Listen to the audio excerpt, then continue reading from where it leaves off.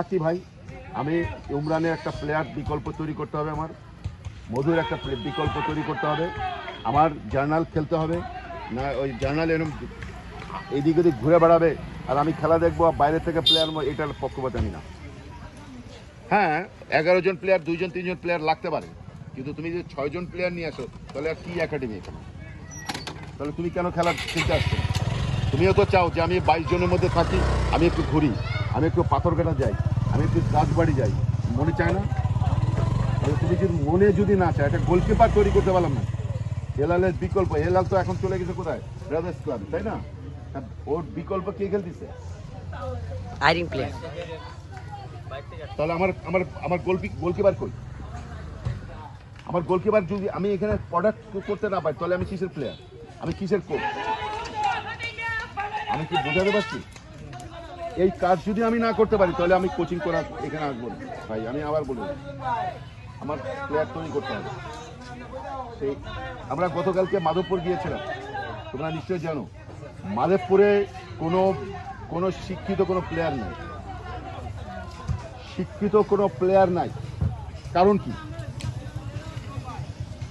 কারণ তোমাদের ছোট সময় থেকে ওরা বল পায়নি। মাঠটা খুব সুন্দর, অপূর্ব মাঠ। কালকে যে পরিশ্রম করে ওখানে কাজ করে আসছি, যে ঘামের মধ্যে এরা যে রেফারিং করছে, আমার ধন্যবাদ পাওয়ার একেবারে যোগ্য তারা। কিন্তু কিন্তু দুঃখের বিষয় কি, ওখানে কোনো প্লেয়ার নেই। এখন যদি বলে যে সুমন ভাইয়ের এই 4 আসন না, এটা হবিগঞ্জ 4 আসনের থেকে হবিগঞ্জ 5 আসন 3 আসনের সাথে খেলা হবে, তো খালি এইখানে প্লেয়ার, ওখানে তো কোনো প্লেয়ার নেই। এভাবে তো হবে না ফুটবল খেলা। তোমাকে ব্যালেন্স করতে হবে, ব্যালেন্স করে প্লেয়ার তৈরি করতে হবে। প্লেয়ার যদি না তৈরি করতে পারি, প্লেয়ার চলে গেছে, সালাউদ্দিন চলে গেছে, আসলাম চলে গেছে, আলফাজ চলে গেছে, প্লেয়ার তৈরি হয়নি। জাতীয় দল কি প্লেয়ার কি খারাপ টিম বাইরে যেতে পারে?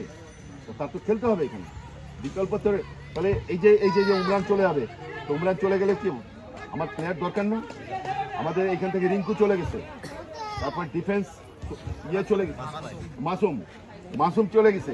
এখন কি আমার প্লেয়ার দরকার না? তাদের জায়গাটা কি পূরণ হয়েছে এখন? তাহলে আমি কিসের কোচ?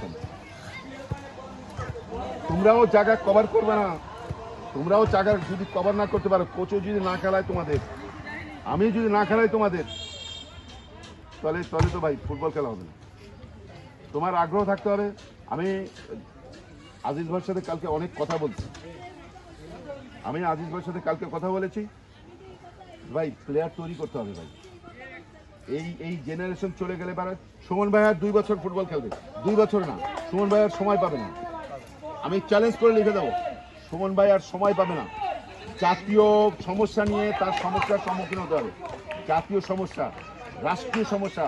সে এখন চুনারুঘাট দেখার সময় নাই তার, মাধবপুর চুনারুঘাট দেখার সময় নাই, হবিগঞ্জ দেখার সময় নাই তার।